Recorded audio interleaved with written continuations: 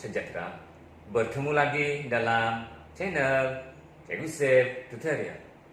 Kali ini kita akan membincangkan bagaimanakah kesatuan sekerja menuntut kenaikan kadar upah.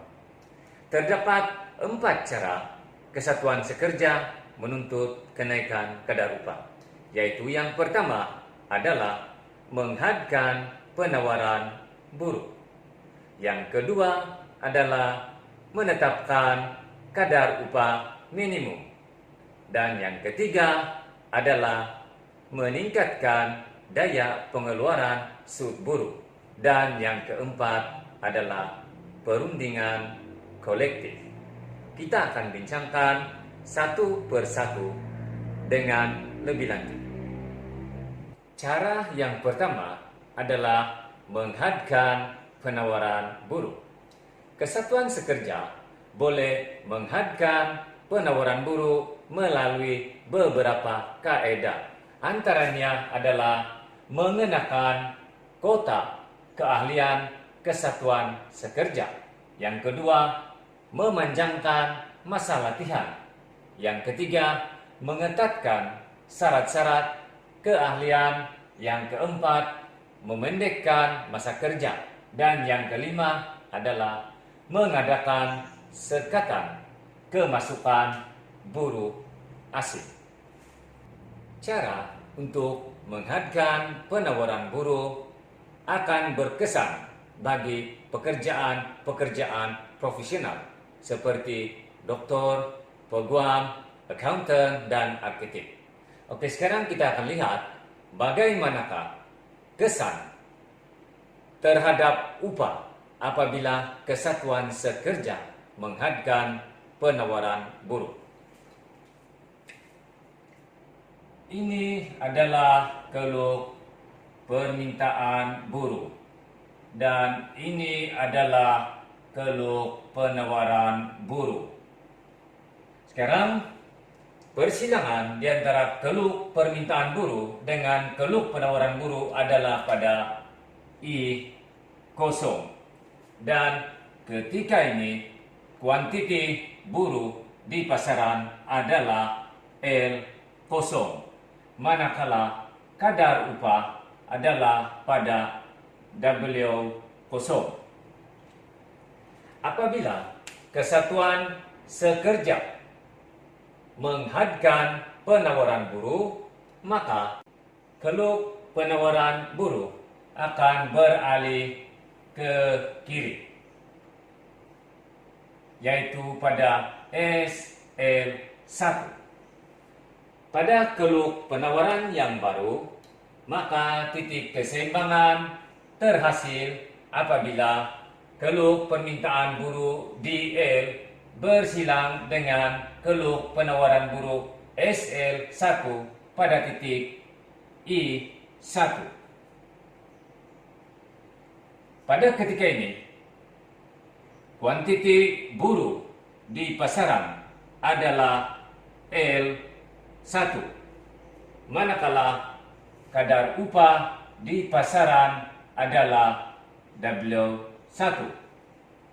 Jadi kalau kita lihat, ini menunjukkan bahwa dengan tindakan kesatuan sekerja menghadkan penawaran buruh, maka kadar upah meningkat dari W0 kepada W1, menunjukkan bahwa cara ini berkesan untuk menaikkan kadar upah. Bagaimanapun, kaedah ini mengalami kelemahan ataupun terdapat satu kelemahan utama bagi kaedah ini adalah bilangan buruh di pasaran berkurangan, seperti yang ditunjukkan oleh dari L0 kepada L1. Jadi kalau kita lihat, maka terdapat pengurangan permintaan buruh sebanyak L0, L1. Cara kedua adalah dengan menetapkan kadar upah minimum. Kadar upah minimum adalah satu had paling rendah kadar upah yang boleh dibayar oleh majikan. Ini bermakna Kesatuan Sekerja akan menetapkan satu kadar upah yang mana majikan perlu patuhi dan tidak boleh membayar kadar upah lebih rendah daripada yang ditetapkan oleh Kesatuan Sekerja. Tetapi sekiranya pihak majikan hendak membayar kadar upah yang lebih tinggi daripada yang ditetapkan, maka pihak majikan boleh berbuat demikian. Sekarang kita akan lihat bagaimanakah pelaksanaan kadar upah minimum melalui keluk. Ini adalah keluk permintaan buruh dan ini adalah keluk penawaran buruh. Ketika ini keseimbangan tercapai apabila keluk permintaan buruh bersilang dengan keluk penawaran buruh pada titik I0. Dan ini menunjukkan buruh yang digunakan di pasaran adalah L0 dan kadar upah adalah W0. Bagaimanapun, sekiranya Kesatuan Sekerja merasakan bahawa kadar upah semasa ataupun kadar upah keseimbangan di pasaran terlalu rendah, maka Kesatuan Sekerja akan menetapkan kadar upah minimum pada W1. Kadar upah minimum ini adalah suatu tingkat kadar upah yang lebih tinggi daripada kadar upah pasaran. Ini adalah upah minimum.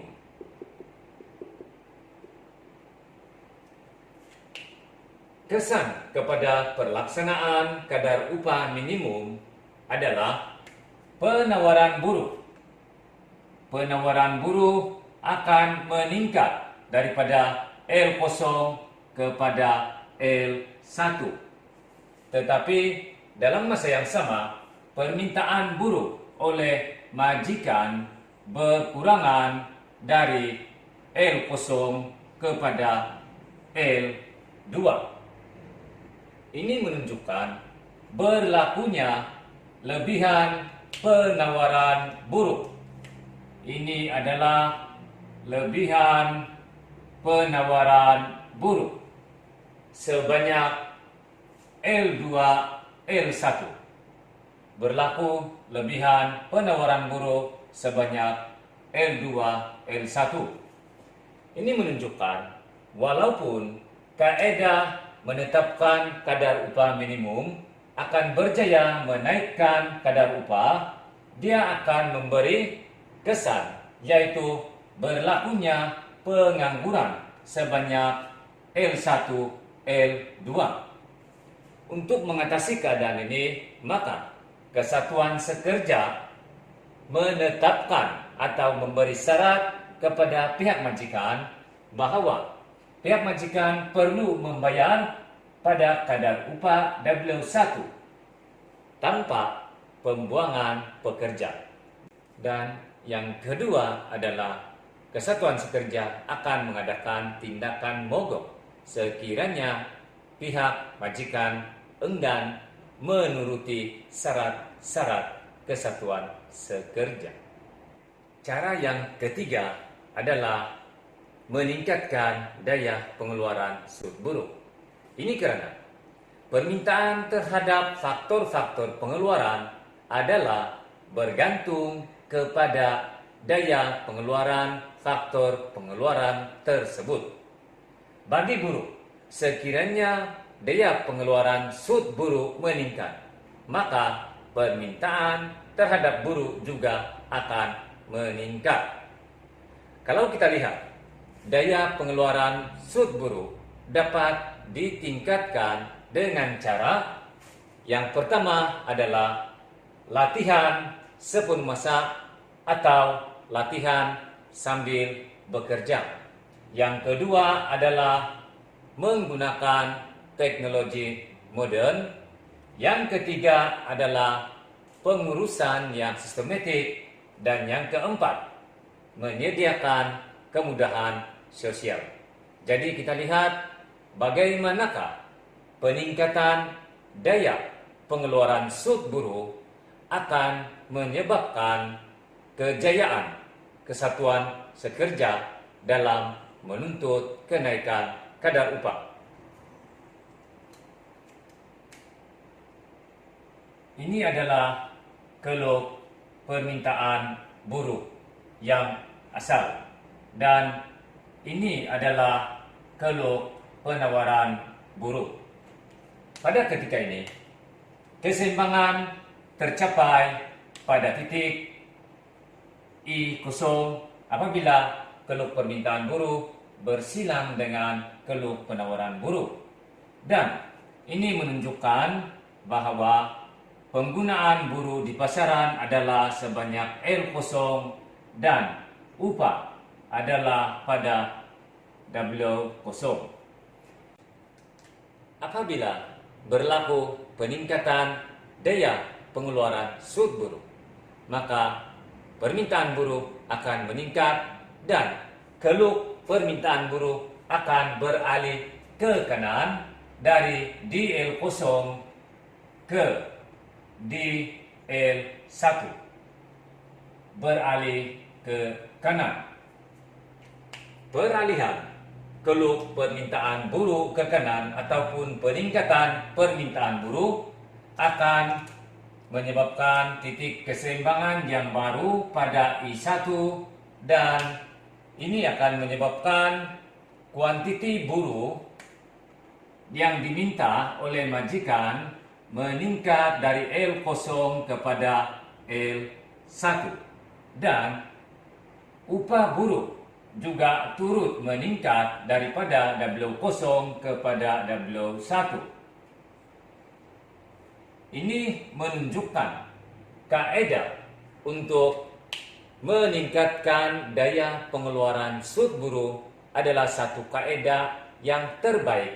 Ini karena peningkatan upah tidak disusuli dengan pengangguran. Sebaliknya, peningkatan upah diiringi dengan peningkatan penggunaan buruh dalam pasaran. Ini adalah 3 cara untuk kesatuan sekerja menuntut kenaikan kadar upah. Dan kaedah yang keempat adalah perundingan kolektif. Bagi membincangkan tentang bagaimana kesatuan sekerja menuntut kenaikan upah melalui perundingan kolektif, ini akan saya bincangkan pada tutorial yang akan datang, yang saya panggil sebagai cara kesatuan sekerja menuntut kenaikan upah siri 2. Jadi jangan lupa untuk mengikuti tutorial yang akan datang, yaitu siri 2. Untuk kali ini sekian sahaja pertemuan, dan bertemu lagi pada tutorial yang akan datang.